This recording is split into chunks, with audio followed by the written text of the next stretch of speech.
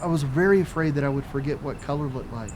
And that was one thing that pushed me into painting, was that I thought, well, even if I can't see color, if I could touch it, at least that's something. At least maybe I could, I could at least get color all over my hands, even if I couldn't see it. And it turns out that wasn't something that I had to worry about. I'm John Bramblitt. I'm an artist and muralist who happens to be blind.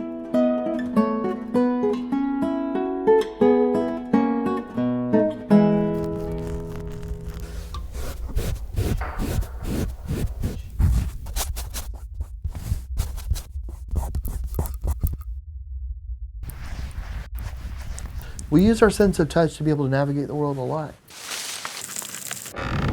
When you're cooking or when you're driving or if people are playing video games, they're not looking at their hands. They're doing all this through touch.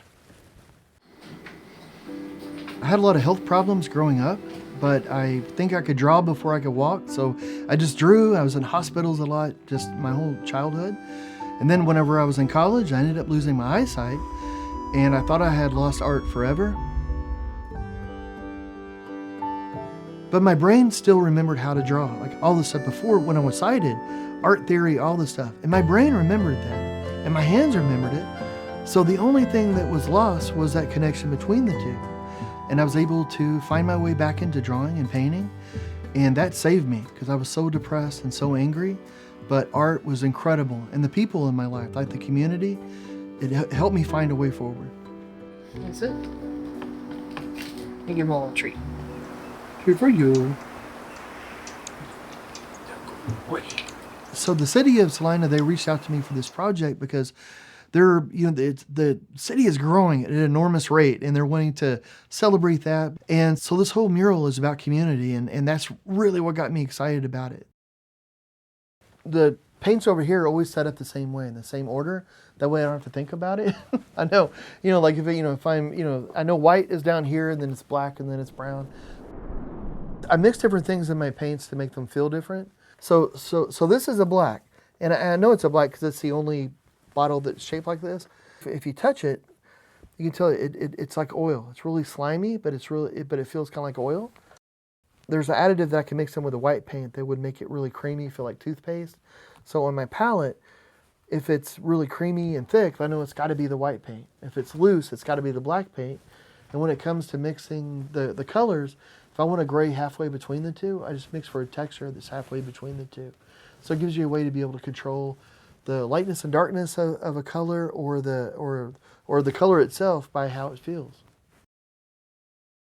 It's funny, when I first started, everything had to be so slow, and I would just be sweating bullets. So with this, I paint every day, and I paint a lot of hours every day. And so on this painting, it's a very thin painting, but I can almost count the threads and jeans now. My sense of touch has gotten so much better. So I can go in, and I know that I have this blue area, there's going to be purples, there's yellows above that, because I want the complementary colors to come in. But in here, it needs to be more blue.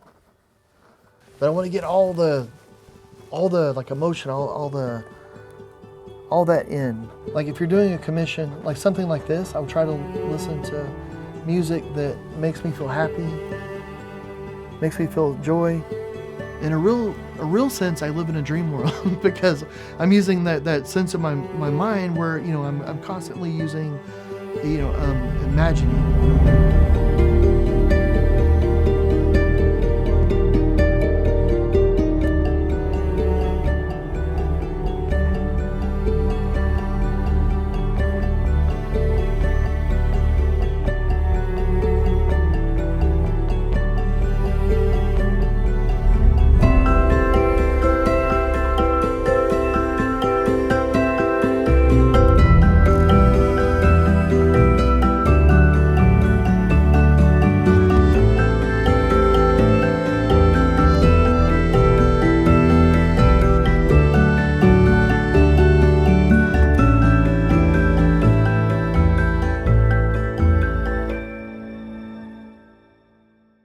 The first mural I ever did, it was in New York.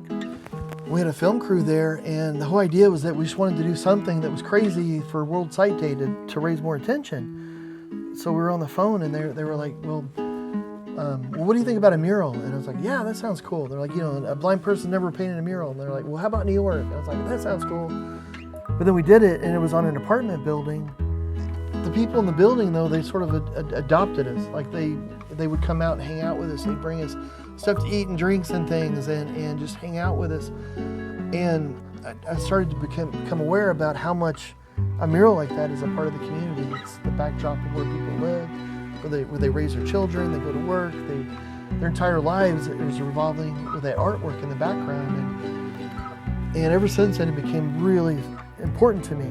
So like with Celina, and this mural is the same sort of thing. It's the backdrop behind people's lives, where when people go into the building and they're there. To me, it's super meaningful, because it's, if you have a painting of someone's home or someone's business, that's wonderful. It's amazing, but with a mural like this, it's like communicating with an entire community. And that's pretty special. I've been able to work with a lot of musicians. Like I've worked with like Beyonce and Taylor Swift. I've worked with actors like Jeff Bridges and athletes like Tony Hawk. And if I'm around people that I really admire, I ask them, what's the secret of your success? And almost all of them will say failure. Like, just like, if you're not failing, you're not trying enough new stuff. Like, you've got to put yourself out there. And with artwork, you're failing constantly. Like, you'll make 1,000 mistakes on every painting that you do. But every time you make a mistake, every wrong brushstroke is just teaching you and telling you where the next brushstroke needs to be. And I think being able to do that in artwork has taught me that in life, whenever you make a mistake, whenever something doesn't work out the way that you want it, well, that's just teaching you where the next brushstroke needs to be. You just keep adding to it and adding to it until eventually you get to where you want to be.